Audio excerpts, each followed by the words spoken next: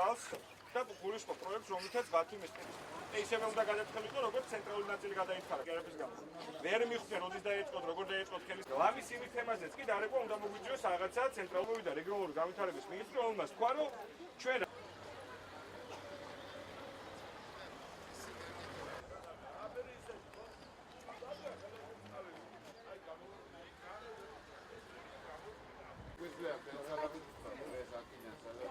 გუშინ მოვისმინეთ რეგიონული განვითარების სამინისტროს განცხადება იმის თაობაზე, რომ თითქოს ისინი უკვე აღარ აპირებენ ბათუმის წყლის ცენტრალურ მმართველობაში გადაყვანას, მე მათი განცხადების არ მჯერა.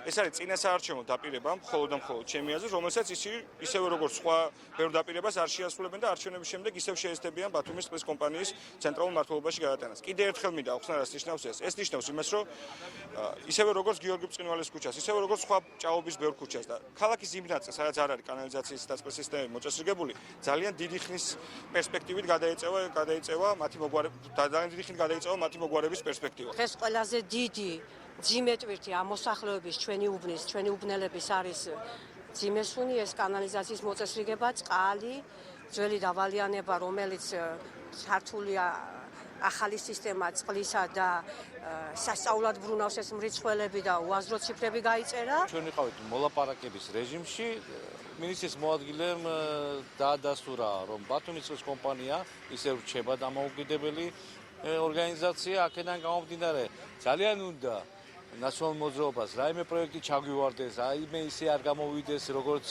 თქვათ ჩვენ გვინდა, მაგრამ ყველაფერში იყოს მოსახლეობა დარწმუნებული. ის პროექტები, რომელიც დაწყებულია ბათუმში, აუცილებლად მივა ბოლომდე.